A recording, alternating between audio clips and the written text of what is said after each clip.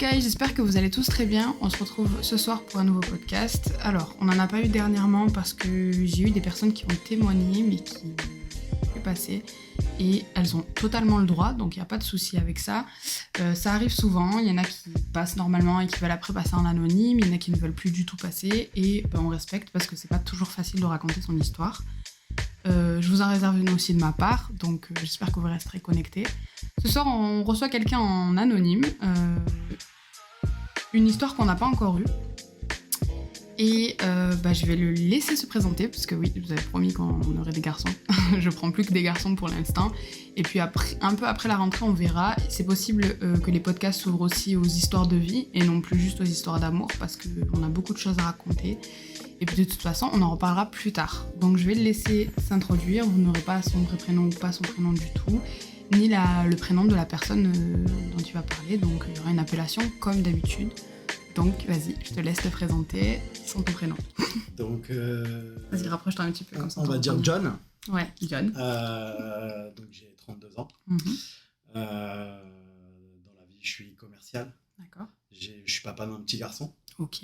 Qui va avoir 1 an dans quelques jours. Ouais, c'est récent. Ouais, okay. Exactement. Donc moi, je vais raconter l'histoire. Donc cette Madame C, en fait, je l'ai connue. C'est une histoire relativement récente. D'accord. Je l'ai connue en mars de cette année. Ok. Donc mars 2021. Yes, c'est ça. Donc première question, c'est comment je l'ai connue, cette personne. Donc je l'ai connue en fait sur un site de rencontre. D'accord. Donc jusque-là, rien de très fou. Ça arrive tout le temps. Surtout en ce moment avec le Covid et tout. Ça. C'est vrai que on était quand même dans une période où c'était un peu compliqué de rencontrer du monde. Du monde. Moi, la grosse particularité, c'est que je l'ai rencontré, mais je n'étais pas seul. D'accord. J'étais en couple, donc avec la maman de mon fils. D'accord. En couple, marié, paxé ou juste en couple? En couple. Okay. Voilà, on vivait sous le même toit, pas de mariage, pas de pax, mais voilà, exactement. Okay. Moi, en fait, ça faisait 3 ans et demi que j'étais avec la maman de mon fils. D'accord. Qui a à peu près le même âge que toi? Elle est plus jeune. Elle a 28. Ok, ouais, un petit peu plus jeune. Un petit peu plus jeune. D'accord. Voilà. Ensuite, du coup, première question qui va aussi se poser, c'est pourquoi s'être mis sur un site de rencontre si forcément je suis en couple. Je pense que c'est essentiel, dis-nous. Première raison, parce que alors, je ne peux pas dire que c'est des raisons bonnes ou mauvaises, ou des excuses ou des mauvaises excuses, mais un peu comme dans beaucoup de couples, justement, je pense que le confinement en fait, a fait beaucoup de mal à notre couple. D'accord. Parce que voilà, moi je suis quelqu'un qui a besoin de beaucoup de liberté, d'indépendance, etc. Et voilà, comme on était obligé de rester chez soi, enfermé, etc. Ouais. Voilà, donc ça faisait en fait une bonne année que ça allait plus très très très bien. D'accord. Donc à peu près depuis le début du Covid, on va dire. Ouais, voilà, c'est ça en fait. Cependant, en même temps, donc quand le Covid est arrivé, en fait, quelques jours avant, elle a appris qu'elle était enceinte. D'accord. Alors c'était pas un bébé pas voulu ni voulu, il arrivait en fait comme ça. Donc on a pris la décision en fait de le garder. D'accord. Voilà. Et ce qui s'est passé, c'est que moi dans ma tête, je me suis dit si tu veux que le fait d'avoir un enfant, ça allait certainement aussi nous rapprocher, tu sais. Ouais, c'est ce qu'on se dit. C'est souvent ce qu'on se dit. Alors il y en a qui se disent ça, il y en a qui se disent on va tenter de se marier pour voir si ça va nous rapprocher, d'avoir un projet en commun ou des choses comme ça. Ouais, d'avoir un bébé, c'est avoir le même sang, donc on se dit que ça peut créer des liens, mais c'est peut-être pas toujours la bonne solution quand il y a déjà des problèmes. Ouais, effectivement. Alors je vais quand même apporter aussi une précision qui est importante à cette histoire, c'est que moi, avec la maman de mon fils, j'avais déjà fauté auparavant. D'accord. C'était très ancien ou c'était récent par rapport à l'annonce de son accouchement? Récent quand même. Ouais, quelques mois avant, environ 4-5 mois avant. Et elle était au courant? Elle l'a su, ouais. D'accord. Donc elle a pardonné? Elle a pardonné, ouais. D'accord. Elle a pardonné. Et en se disant peut-être que avec l'arrivée du bébé, ça arrangerait peut-être un peu les choses. Que ça allait justement, parce que dans ces cas-là, c'est moi le fautif, de toute façon. Et je pense qu'en elle-même, elle s'est dit, ça va lui créer aussi un déclic, ça va le faire prendre en maturité. Et alors, ça peut marcher comme ça peut ne pas du tout marcher. Exactement. Alors, ou alors, ça marche sur certains points, mais pas forcément sur tous. Et moi, c'est ce qui m'est arrivé, parce que le fait d'être papa, ça te fait prendre beaucoup quand même de responsabilités. Bien sûr. Là, on parle d'un enfant, là, Mm. tu l'as pour toute ta vie. Oui, et t'as pas envie qu'il arrive dans un mauvais environnement aussi. Ouais, exactement, tout à fait. Donc, euh, donc voilà, donc j'ai appris donc qu'elle était enceinte. Moi, j'ai assisté parce que j'étais quand même, tu vois, même si il y avait ce fossé un petit peu entre nous, tu vois, moi, Tu restais présent. Ouais, je suis resté hyper présent. Je suis allé à tous les rendez-vous d'écho avec Mhm. elle, tous les rendez-vous médicaux qu'elle a pu avoir, même l'emmener, tu sais, pour des prises de sang, parce que tu fais souvent des prises de sang, etc. Peut-être que t'as justement fait ça pour ton fils et peut-être pas pour vous. Parce que tu disais que tu voudrais être présent avant qu'il arrive. Inconsciemment, ouais, je pense que c'est ça, ouais. Je pense que c'est ça, effectivement, inconsciemment. Je dis pas que ça a été fait consciemment, mais inconsciemment, je pense que oui. Oui, bien sûr. Et donc voilà, donc bon, on est arrivé à la période, en fait, où elle était à 8 mois et demi de grossesse. Mm-hmm. Accouchement, donc déclenché, machin, etc., parce qu'elle faisait de la tension, machin, donc le petit est arrivé en avance. Mm-hmm. Donc je parle vraiment de ça à partir de ce moment-là, même quand elle était de grossesse, parce que ça va en découler de plein de choses après qui vont peut-être aider à comprendre le pourquoi du comment. Okay. Donc du coup voilà, donc elle a accouché, donc mon fils est né donc en septembre. D'accord. Voilà, naissance, tout se passe bien, c'est un super moment. Ouais. Voilà, quelques beaux jours. Voilà, exactement. Ensuite, ce qui s'est passé, c'est que, si tu veux, fin d'année dernière, donc décembre 2020, en fait, il s'est posé un dilemme, c'est qu'elle allait arriver en fin de congé maternité. D'accord. On n'avait pas de mode de garde pour le petit. Okay. Donc, pas de crèche, parce que... Pas d'assistante maternelle, pas tout ça. Ben, voilà, ou sinon prendre une nounou, etc. Mais... Nous, on était vraiment pour crèche, si tu veux. Donc, pour parce que avec des enfants. Ouais, parce que moi, déjà d'une pour le sociabiliser, qu'il soit avec des enfants. Ouais, la collectivité, c'est toujours mieux. Exactement. Et puis parce que moi, dans mon expérience personnelle, j'ai eu que des mauvaises expériences quand j'ai été gardé par des nounous quand j'étais plus jeune. Donc, si tu veux, tu vois, ça m'a laissé un petit peu un goût. Je n'étais pas trop pour non plus du côté nounou. Donc, du coup, il s'est posé ce dilemme-là. Donc, qu'est-ce que j'ai fait moi, en fait, si tu veux, j'ai quitté mon boulot pour m'occuper à plein temps de mon fils. D'accord. Ok. Voilà. Le temps qu'il fallait, machin, etc. Et si tu veux, moi, je m'étais mis aussi en tête un projet potentiel de partir travailler à l'étranger. Donc, si tu veux, je me suis mis ce projet-là en tête et j'en avais parlé donc à la mère de mon fils, elle était OK et tout. Enfin, voilà, c'était vraiment devenu un projet et tout. Ouais. Et en fait, voilà, c'est pour ça que je raconte cette histoire-là. C'est aussi le fait que de ne pas avoir, si tu veux, d'avoir arrêté de bosser, de m'occuper que de mon fils. Ouais. Je regrette absolument pas de l'avoir fait parce que du coup, tu vois, j'ai passé 4 mois vraiment à profiter à plein temps de lui. Ouais. Tu avais grandir en plus. Ouais, exactement. Et c'est à cette période-là, on va pas se mentir, où ça grandit quasiment le plus vite possible. Super vite, ouais. Et donc, je regrette absolument pas, mais si tu veux, je pense que ça m'a fait, du coup, encore un peu plus péter les plombs dans ma tête, si tu veux, de pas aller, tu vois, d'être vraiment dans cette routine où tu es à la maison. Tu gamberges, hein. Ouais, tu fais que ça en fait. Moi, j'étais vraiment, tu vois, j'étais un papa, mais vraiment, voilà, je faisais le ménage, je faisais. Manger, tout ce qu'il y a à faire à la maison. Voilà, exactement, tu vois. Et si tu veux. Donc un homme au foyer, quoi. Finalement. Voilà, exactement. Et si tu veux, en fait, du coup, voilà, ça m'a fait aussi vraiment encore plus me dire, mais en fait, cette vie-là, non, ça me convient pas, tu vois. Et voilà, donc du coup, en fait, est arrivé à une période où je te dis, où j'étais même à la maison, je me faisais chier pour parler clairement.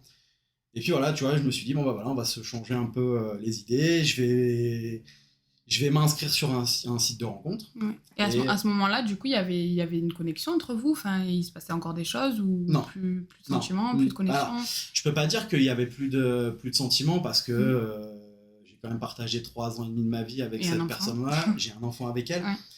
Donc je peux pas dire qu'il y avait plus d'amour ou plus de sentiments pour elle. Mais mes sentiments et mon amour pour elle avaient changé. Et je la voyais vraiment... évolué autrement. Je la voyais comme la mère de mon fils. D'accord. Mais plus comme ma femme à proprement parler, si tu veux. Ok. Et est-ce qu'il y avait un manque d'attirance et tout ça Ouais. Okay. De là, en fait, on a découlé... ça pue. Ouais, souvent. Donc de là, on a découlé, voilà, le fait, un manque d'attirance physique. Alors, tout ce qui s'ensuit quand c'est une fin de relation, quoi. Exactement. Ça faisait des mois et des mois qu'il se passait plus rien avec elle. Enfin, tu vois, j'ai pas de tabou, hein. Moi je peux parler de ça. Oui, bien sûr, il n'y a aucun tabou, tu peux y aller. Et donc il se passait plus rien avec elle, quoi que ce soit. Et donc voilà, donc en fait, est arrivé après cette période-là où je me suis inscrit sur ce site de rencontre. D'accord. Et tu cherchais quoi sur ce site de rencontre? Alors, parce que finalement, tu sors d'une grosse relation dans ta tête, pas encore établie. t'as un enfant, Mm. et du coup, c'est un peu délicat. Qu'est-ce que tu cherches clairement? Alors, sur le coup, sincèrement, je pense que rien de très particulier. Ouais, tu cherches à te changer les idées. En fait, voilà, je cherchais à me changer les idées et à discuter plus qu'autre chose et à rentrer, oui, dans un jeu de séduction, tu vois, avec une femme. On va pas se mentir. Flirter. Voilà, flirter. Exactement. Ce qui arrive souvent, hein, parce qu'on pense toujours qu'il y a quelque chose derrière la tête des gens. Absolument pas. Des fois, parler, ça fait tellement du bien, sentir que tu plais encore, que tu es encore dans la course. C'est exactement ça. Je comprends tout à fait. Et encore plus, je pense aussi, pour un homme et son ego, tu vois, on va pas se mentir. Et donc, voilà, donc je me suis inscrit sur ce site et je suis tombé donc, sur une femme. On va l'appeler Madame C. C'est comme ça que je l'appelais. C'était un petit truc qu'on avait entre nous. Bah, du coup, si elle écoute, elle saura. Ouais. Et du coup, si tu veux, ce qui s'est passé, c'est que au début, tu vois, elle était relativement en fait distante, tu vois, dans la conversation. Elle était pas, c'était moi, tu vois, qui faisais souvent la démarche d'aller lui parler. C'était, tu vois, donc tu penses que c'était par rapport à son caractère ou oui, c'est sur le fait de son caractère, je pense. Ouais, je pense que c'est quelqu'un qui est comme ça et qui est méfiante. Ouais, c'est ça. Donc du coup, et si tu veux, moi, ça m'a encore plus, tu vois, donné cette envie d'aller chercher. D'aller chercher, tu vois, quand c'est compliqué, on préfère. Exactement. On est et quand tu as une personne qui se livre trop vite à toi, tu vois, c'est chiant. Ouais, t'as pas envie. Clairement, c'est chiant. Si tu vas pas chercher les choses, tu t'investis pas. Si tu t'investis pas, t'as pas envie. Exactement. Et du coup, voilà. Donc en fait, on communiquait que le soir parce que la journée, elle avait son boulot qui la prenait beaucoup. Et puis, je pense que elle, tu vois, c'était vraiment, voilà, elle se connectait aussi dessus vraiment le soir quand elle avait rien à foutre, tu vois. Elle parlait vite fait, quoi. Voilà, exactement. Ouais. Et je pense qu'elle s'était mise là-dessus, tu vois, pour pareil, histoire de dire passer un peu le temps. Et si, peut-être aussi pour trouver quelqu'un, tu vois, mais à la base, plus passer le temps et se dire, bon, bah voilà, si jamais je trouve quelqu'un, pourquoi pas, et voilà, tu vois.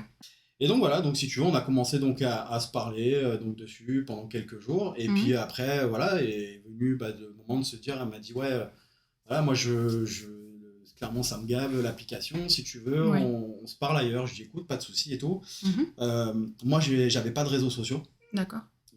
Pas de alors je fais partie des rares, mais j'avais pas de Facebook, tu vois, j'avais pas de réseaux sociaux. Alors si j'avais un ancien compte Insta, mais forcément comme j'étais en couple, j'avais pas donné et puis moi je n'allais jamais sur Insta, tu vois. D'accord. Je l'avais vraiment créé tu vois, pour se dire voilà, je fais comme tout le monde, tu vois, je suis un mouton et je fais comme tout le monde, j'ai un Insta, tu vois, parce que moi c'est pas trop mon délire, tu vois. De partager ça, voilà. Après donc, ça arrive, hein. C'est vrai que c'est rare, mais ça arrive. Ouais. Et donc, après, je préfère te dire quand même que les meufs, en général, quand tu leur dis t'as pas de réseau, ça pue. Clairement, ça pue. Soit il y a une meuf derrière, soit il y a des activités illégales. Bon, je vais vraiment très loin, mais c'est souvent ça. Ou soit il y a des trucs à cacher, quoi. Ouais, c'est ça. Mais je peux comprendre. Je peux comprendre tout à fait. Et donc, du coup, voilà, donc on s'est échangé nos snaps. Et donc, on a discuté sur Snap. Là, on discutait un peu plus, tu vois, parce que forcément, déjà, Snap, tu vois, c'est un truc que tu as tout le temps ouvert sur ton téléphone, tu reçois toutes les notifs et tout, tu vois, c'est un peu différent du site de rencontre. Est-ce que ça te faisait pas peur, justement, de recevoir une notification? Alors moi, je vais te dire, je vais être honnête avec toi, hein, j'étais malin, je masquais les notifications. D'accord. Et puis, moi, comme elle était au boulot la journée, et que moi, j'étais à la maison, tu vois, la journée, je craignais trop rien, tu vois, il y avait vraiment que les moments où elle était là, où je pouvais me faire potentiellement griller, mais comme je masquais les notifications. Est-ce que c'était une situation qui te stressait ou tu te disais, bon, c'est bon, je pense qu'elle verra pas tellement. Non, j'étais pas tant dans le stress que ça, tu vois. Parce que la mère de mon fils ne se rendait compte de rien, c'est qu'au final. Il n'y avait aucun soupçon. Ouais, je pense que du coup, c'est qu'il n'y avait pas de stress apparent sur moi ou quelque chose comme ça. Ouais, plus t'es serein en général, plus ça passe. Hein. C'est ça. Et du coup, donc voilà, et on se parlait vraiment que sur Snap, mais de plus en plus. Et puis un jour, je dis, mais on se parle sur Snap, mais tu vois, on n'a jamais eu une conversation par téléphone. Et en fait, du coup, on s'est échangé nos numéros. Ouais. Et donc voilà, après, on a commencé à beaucoup se parler par téléphone. Chose importante à préciser, c'est qu'elle ne connaissait absolument rien de ma situation. D'accord. Et elle t'a jamais poser la question parce qu'elle s'est dit il est sur un site de rencontre ou c'est toi qui as jamais amené la chose et qui l'évitait? Les deux, parce que pour moi elle pensait que oui, je lui ai dit que j'étais célibataire. D'accord, oui, donc tu as quand même dit que j'étais célibataire. Je lui ai dit que j'étais célibataire. Au début elle ne savait pas que j'avais un enfant. D'accord. Alors moi, je voulais lui en parler. Déjà, comme je t'ai dit, tu vois, à la base, c'était vraiment pour discuter, tu vois. Moi, j'étais pas. Donc, c'est vrai que Et après, quand j'ai vu que ça commençait à devenir vraiment sérieux dans les discussions, je m'étais dit, voilà, moi, le jour où je la verrai, voilà, je lui dirai que j'ai un enfant. Ouais, je lui dirai directement en face. Voilà, de face à face, plutôt que de le dire comme ça par téléphone de but en blanc. Ouais. Et donc, voilà, donc si tu veux, ce qui s'est passé, c'est que donc, bah voilà, on a commencé à discuter, machin et tout. Et puis, bah, il y a eu, voilà, tu vois, tous les soirs, on s'appelait. Mais on restait des 1 heure, 2 heures, 3 heures au téléphone. Il y avait cette alchimie, quoi. Ouais, exactement. Et puis, bah, il est arrivé un moment où, voilà, où tu vois, le téléphone, c'est bien, les textos, c'est bien, mais tu te dis, ouais, j'ai envie de voir la personne, tu vois. C'est un peu pour les enfants. Exactement. Et du coup, bah, ce qui s'est passé, c'est que je lui ai dit, écoute, moi, je veux qu'on se voie. Et je lui ai dit, écoute, tu te réserves un week-end, fais-moi confiance, je te réserve un week-end et je te fais surprise sur un week-end. Ah ouais, carrément, tu l'as fait rêver de là à là. Ouais, tu sors le grand jeu. Et tu vois, rien que d'en parler, ça me... Et Et du coup, donc on arrive quelques jours avant le week-end, et en fait, mon fils se retrouve hospitalisé, en fait, qui avait un souci. Et en fait, du coup, bah, j'ai dû annuler. Et comme elle ne savait pas que j'avais un enfant, je lui ai dit que c'était moi qui avais un souci de santé. D'accord. Voilà. Ouais, il fallait cacher. Ouais. Donc, et en fait, voilà, elle a senti qu'il y avait un loup quelque part. Elle m'a demandé des preuves, machin et tout. Donc, à un moment donné, tu vois, j'ai été obligé de. Alors, au début, j'ai continué à nier, tu vois. Parce que le problème, c'est que quand tu te mets dans un mensonge, bah, forcément, tu continues. Quand tu rentres dedans, c'est dur d'en sortir. Exactement. Et du coup, ce qui s'est passé, c'est que, bah, à un moment donné, je lui ai craché le morceau. Donc, ça, c'était un dimanche soir. Et je lui ai dit, écoute, voilà, en fait, j'ai un fils. C'est lui qui avait un souci de santé et tout. Et donc de là, elle me dit, écoute, ouais, moi, tu sais, le mensonge, c'est un truc que je peux pas et tout, chose que je comprends et que je conçois totalement, et qui est totalement normal, hein, en soi. Bah, surtout que si vous êtes en train de construire une relation sur normalement de la confiance, il suffit que tu fautes une fois et franchement, retour casse départ, quoi. C'est ça. Et du coup, ce qui s'est passé, c'est que, elle me dit, moi, écoute, j'ai besoin de réfléchir et tout. J'ai dit, ok, je comprends. Et en fait, moi, si tu veux, je suis quelqu'un de très impulsif dans mes réactions, tu vois. Et du coup, le lendemain, je me suis pointé à son boulot. Je savais où elle bossait. Et je me suis pointé à son boulot, voilà, déjà pour aller m'excuser, tu vois, de face à face. Et voilà, et lui dire, écoute, moi, tu vois, ma démarche, elle est sincère envers toi. Et voilà, quoi. Donc, le lendemain, je me suis pointé à son boulot. Et on a eu une explication. Alors, on s'est vu, première fois, il s'est rien passé. Rien du tout. Vraiment, on a discuté. Après, il s'est vraiment strictement rien passé. Hein. Pas un câlin, pas un bisou, rien. Ouais, c'était la première fois. Voilà, exactement. Et puis là, je repars chez moi et tout. Et quand je l'ai vu, la première fois, le coup de foudre. Ouais, coup de foudre. Ah, mais... Et je vais revenir sur une chose après, et que tu vas comprendre et qui va te confirmer, et une chose qu'elle-même, elle ne sait pas encore aujourd'hui. En fait, si tu veux, quand on s'est connus, donc forcément, quand on parle, tu sais, tu demandes, ouais, qu'est-ce que tu fais dans la vie, machin, etc. Tu vois, les questions classiques. Et en fait, donc, elle me dit ce qu'elle fait, et donc elle travaille dans un endroit. Donc, je vais pas citer le nom ou quoi que ce soit. Et moi, le métier, si tu veux, qu'elle faisait, pour moi, je l'assimilais, mais à un truc autre que dans cet endroit possible où elle pouvait le faire. D'accord. Ok. Et en fait, sur Snap, un jour, je la vois poster un Snap d'un endroit de son boulot. D'accord. Et cet endroit, en fait, 2 ans auparavant, j'y avais été avec la mère de mon fils. D'accord. Okay.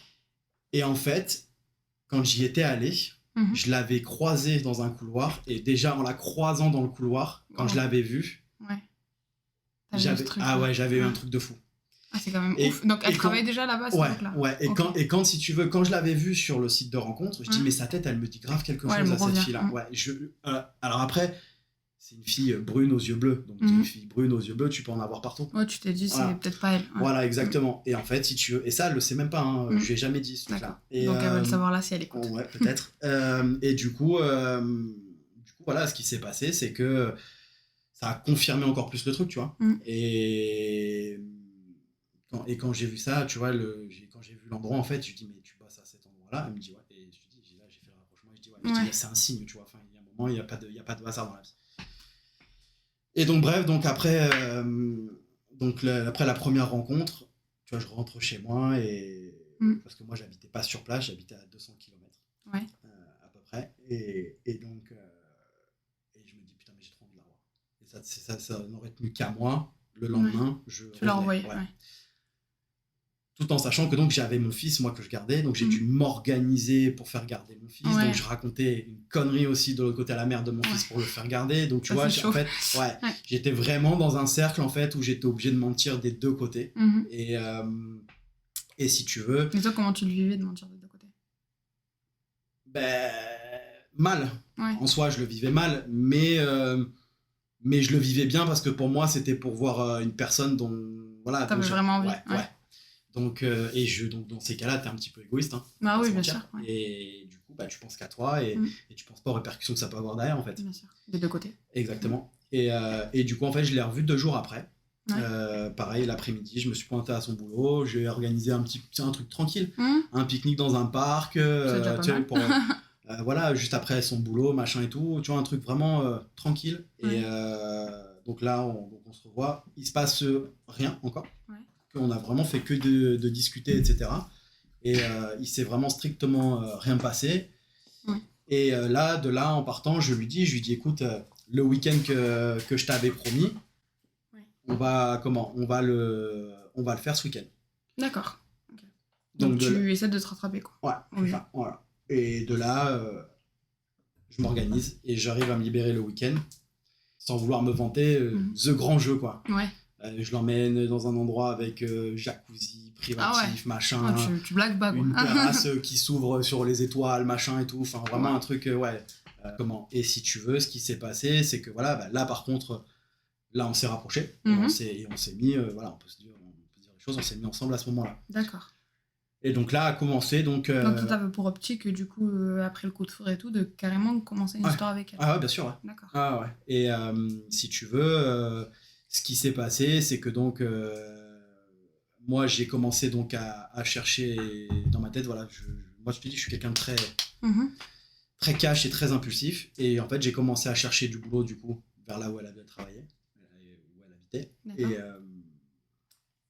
donc j'ai réussi à trouver un boulot. Donc ça, on parle de combien de temps que vous étiez ensemble là? C'était très très très rapide. Ouais. Ah ouais, super rapide. Une semaine. D'accord. Une semaine. Ouais, mais ça, t'étais dedans. Ah ouais, mais moi j'étais dedans. Mais quand je te dis, pour moi, le vrai coup de foudre, je n'ai, pour moi, et je vais être cruel à dire ça, mais même pour la mère de mon fils, je n'ai jamais ressenti ça. Bah écoute, ça arrive souvent après, hein, on le contrôle pas. Donc voilà. Et donc moi, je trouve en fait un boulot, machin, etc. Et en fait, si tu veux, moi, pour continuer à l'avoir, je disais à la mère de mon fils que je partais en formation. D'accord, ok. Pour le travail, tu sais, que j'avais projeté, je t'ai parlé de travail au Luxembourg, pour un travail que j'aurais trouvé au Luxembourg, en fait. C'était mon prétexte. Ok. Et donc, voilà, j'arrivais à... Et ça puait pas, ça passait? Ouais. Ok. Donc, en fait, si tu veux... Et moi, en fait, ce qui a fait que j'ai continué, en fait, à mentir comme ça pendant un certain temps, si tu veux, c'est que comme moi, tu vois, je suis père de famille, je raisonne... Alors, je veux encore pas me trouver d'excuses, hein, mais je raisonnais beaucoup comme un père de famille, tu vois. D'accord. Et je voulais être vraiment sûr de ce que je faisais. Et...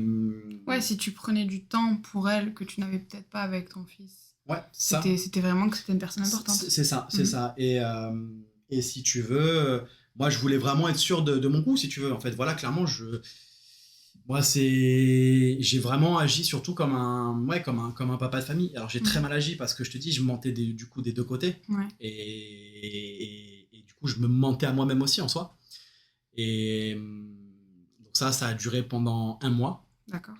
Où j'ai réussi à cacher en fait la vérité des deux côtés. Okay. Donc est-ce que vous aviez cette période où vous viviez un peu ensemble ou... Avec Madame C? Ouais. Ben ouais, parce que j'allais chez elle en fait. D'accord. J'allais des 3-4 jours chez elle, ouais. D'accord. Toutes les semaines. Ok. Toutes les semaines. Et en fait, le boulot, si tu veux, que j'avais trouvé, un jour m'appelle et me dit, écoutez, finalement, on vous prend pas, machin et tout. Donc là, commence à tout à s'écrouler. Du coup, moi, c'est pareil. Entre-temps, juste avant ça, j'avais commencé à chercher une maison. Et je l'avais impliquée dans mon projet, en fait, cette Madame C. D'accord. Et je lui dis, écoute, voilà, tu vois, viens avec moi visiter les maisons. Que si tu viens passer des jours chez moi, dormir chez moi et tout. Je veux que tu te sentes à l'aise, je veux que tu te sentes comme chez toi, machin, etc. Ouais, parce que moi, voilà. C'est limite pour elle aussi, quoi. Ouais, voilà, exactement. Puis parce que moi, je sais ce que je quittais, tu vois, c'était pour elle. Donc, je voulais d'autant plus, tu vois, vraiment un truc voilà, exactement, et qu'elle se sente bien et qu'elle se sente chez elle et tout.